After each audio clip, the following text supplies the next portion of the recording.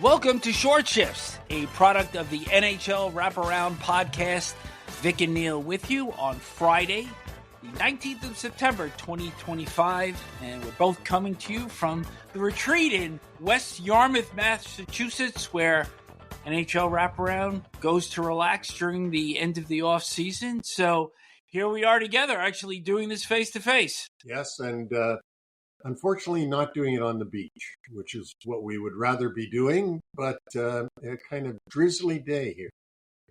Nonetheless, we do have items to talk about, to take our listeners into the weekend. And the first, Neil, I think we're seeing an awful lot of chatter going on about the contract status of Connor McDavid in Edmonton, Kirill Kaprizov in Minnesota. There's a lot of energy and time and ink being spent writing and speaking about this. And I think the truth of the matter is nothing is going to happen immediately. And this is going to be in our face literally the entire season. So this just appears to be a matter of people needing to write and talk about something, and so it's got to be brought up every day. Well, and isn't it what was brought up about Mitch Marner last year? It was always about Mitch Marner until the season starts and the games start, and then you have good stuff to talk about, goals, assists, and who wins, who loses. But right now, there's nothing better to write about or talk about, I guess, for some people than them guessing at what Kaprizov or McDavid are going to do, which is all they're doing is guessing. It's going to evolve clearly during the course of the season, and it's already been reported that Kaprizov has turned down the richest deal in NHL history, 8 years, $16 million per, $128 million in total. And there's some reports that it's getting pretty ugly in Minnesota.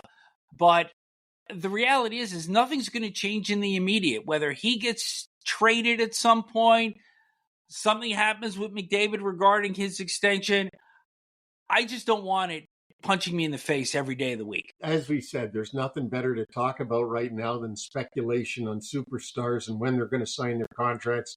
The Jack Eichel is hanging out there. You can go on and name others that are out there. But I would prefer to just stay with the nuts and bolts of hockey. Contracts will take care of themselves. So here's something that is concrete. JT Miller, named captain of the New York Rangers earlier in the week, number 8, succeeds number 8, Jacob Trouba. And this one is being met probably with more skepticism than there is embrace in Rangerville. You got to wonder, Vic, how they came up with JT Miller as the guy that's the leader in the locker room. I would suspect that Mike Sullivan's talked to all the players, has gotten a pulse of what's going on. But, when you consider the fact that the Rangers got JT Miller last season, basically for Hedl, who has had a lot of concussion problems in the past and ended up getting injured for the Canucks last season. But they got JT Miller on a bargain price because of the fallout of what was going on between JT Miller and Elias Pettersson, which from what I hear was a lot of bullying by JT Miller and a lot of difficulty in the locker room until the players had to intercede and try to say, like, JT, you got to back off this guy. And then if you remember, JT Miller took time off from the season for personal reasons, it was called. And this is the guy, after playing for the Rangers for half a year, you've decided he's your guy to lead your team into the future? I just don't get it. Well, that leads me into this question then, and it's kind of a twofold question. Is it a situation that with a new head coach, he wants an experienced guy, but not somebody from the recent old fold of the Rangers, i.e. Adam Fox, Mika Zibanejad, Vincent Trocheck, and is it possible after this entire episode, even though Miller is in his early 30s, can he grow into this captaincy and show a maturity different from what we saw in Vancouver? I don't think so. Leaders aren't taught to be leaders. Leaders are people that intuitively have it in them to lead and try to get others to do things. And JT Miller has never shown that he has those qualities as a player. He's a good player. Everybody would like to have him on their team. He's feisty, he can score, he can fight, he can do things. But no one's ever mentioned this guy as a leader of a team. He's worn an A on Vancouver, probably because he was so talented compared to the rest of the group. But I've never heard him be a leader. In fact, I had one guy in the league say to me, people are asking if it's April 1st, and this is an April Fool's joke. Well, we're going to stay tuned, see how that one continues to evolve as he takes part as captain for his first Rangers training camp, obviously in his second stint, but starting his first stint as captain. Third item we're going to hit here. 3 players that were acquitted in the 2018 World Junior Championship Team Canada sexual assault trial back at the end of July. Carter Hart, Dylan Dubé, Alex Formenton, all getting kind of turned away at this point in terms of perhaps resuming their NHL careers. In regards to Carter Hart, will not be returning to Philadelphia. Stan Bowman has said he will not be coming back to his home area, perhaps help a team that needs some help in goaltending. Dubé last played with the Calgary Flames. No interest by the Flames in bringing him back. And in the case of Formenton, who is probably going to play in the Swiss League again this year, but is the property of the Ottawa Senators and is still a restricted free agent, Senators not bringing him back. So that leaves Cal Foote and Michael McLeod, who is reportedly going to sign with the Carolina Hurricanes. But I think the point here, Neil, is it's interesting to look at any team that is actually going to take a chance with these players. Not because of the actions in and of themselves, but I think we can say that Carter Hart probably has the greatest amount of upside based on his potential, based on the fact that he's a goaltender. But all 5 of these players, their skill sets are not something that you can't get anywhere else. Well, and so why would you take the flack or any potential fallout for signing them? By the way, when you were talking about Stan Bowman, of course, you were talking about the Edmonton Oilers and the fact that Carter Hart is from that area, and Stan Bowman has already said, no, we're not going to bring him here to Edmonton. So that, along with Philadelphia, because that was one of the biggest guesses of people, was that, well, maybe, Edmonton needs a goalie. He's from around there.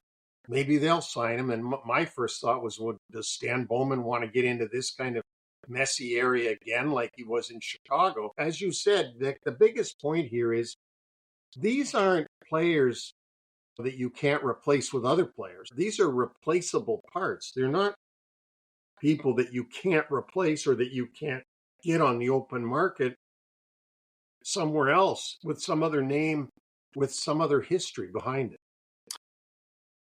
October 15th is the day that any of these 5 players can sign with NHL clubs, and December 1st would be the first date that they could actually suit up and play. Let's head to Utah, where Connor Ingram, goaltender, is expected to be waived by the Utah Mammoth, and he had been in the NHLPA Player Assistant Program for a second time. He has recently been cleared to return to action, but here's the situation, Neil, where both parties have agreed to kind of part ways here, give him a fresh start. Of course, Vitek Vanacek came over from the Florida Panthers to be the backup to Karel Vejmelka, and so probably a good situation for Ingram to get a fresh start somewhere else. It is. It's sort of sad in a way, because Ingram, just a year ago right now, was to be the starting goaltender for the brand new Utah Hockey Club in Salt Lake City.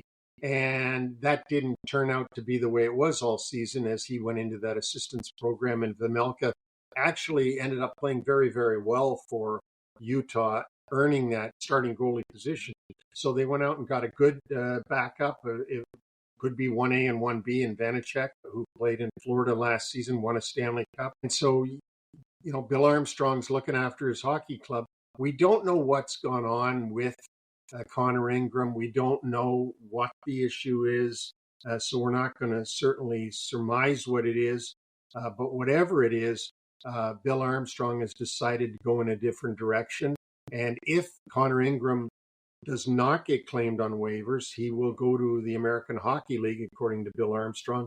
And of course, if he does get claimed on waivers, well, he'll be part of that new team that claims him. And we'll have to see what happens with that waiving of Connor Ingram. A lot of injury news starting to work its way as training camps open up. David Pastrnak missing the start of Bruins camp with tendonitis. Alex Ovechkin under evaluation for a lower body injury. And Torrey Krug of the St. Louis Blues failed his pre-camp physical. He had an invasive ankle injury. He is not expected to return and expect the Blues to place him on LTIR. Oilers forward Zach Hyman expected to be sidelined now until November with the wrist injury that he suffered during the conference final against the Dallas Stars. In addition to that, Matt Tkachuk. We now have a timetable on him from GM Bill Zito. He is expected to be out until December with the torn adductor muscle and the sports hernia, which he had surgery over the summer.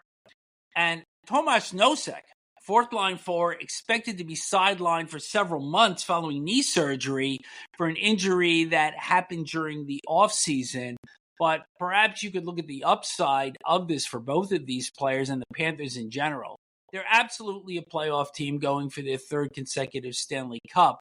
And these players will come back more refreshed. And by the time the playoffs hit, essentially they're going to be in midseason form as opposed to maybe a little bit worn down towards the end as the playoffs begin. Yeah, that's true. And of course, Florida proved last year that you don't have to win the division or win the conference to end up winning the Stanley Cup if you're an experienced deep team like the Panthers are. As long as Tkachuk can come back as the same player with nothing nagging from the surgery and the injury, then it'll be a benefit to the Florida Panthers. And of course, all this is assuming that they don't get any of their other key players hurt during the season, because, then you've got another guy down. So if everything goes as best it can for Paul Maurice and Bill Zito, in December, Matt Tkachuk will join a very formative team again. Some retirement news as Kings captain Anze Kopitar will be hanging it up at the end of this season. Ken Holland has been going for it with a lot of veteran players, hoping to flip the script on the Edmonton Oilers come next spring. Kopitar will be wrapping up his career in his 20th NHL season. He's won 2 Stanley Cups, 2 Selke trophies, and 3 Lady Bings, and is the first Slovenian ever to play in the NHL. Last item here, United States has named their coaching staff for the upcoming Winter Olympics in Italy. Tell me if you've heard these 4 names before. Head coach, Mike Sullivan. Assistants, John Hines, David Quinn, and John Tortorella. And you know what's interesting about this, too, besides the obvious that it's the same 4 guys, 3 of the 4 are in a different location than they were for the 4 Nations tournament mid-season last year, because Mike Sullivan has moved from the Penguins over to the Rangers, bringing back David Quinn with him. David Quinn, of course, was the head coach of the New York Rangers a few years ago. And John Tortorella is not coaching at all now after leaving the Philadelphia Flyers late last season. So John Hines is still where John Hines was, but these guys have all moved around within the league. But Team USA has decided that they want them back as the coaching staff for the Olympics. Anything else before we leave for the weekend? I do some predictions on this weekend. Oh, there's no games. Not yet, but stay tuned for that when our new website launches later in the month. Finally, Neil will be issuing his picks on a daily or near daily basis, and that'll appear on the website only. So look forward to that. So have a great weekend all. Thanks for listening, and we'll be back with another show next week.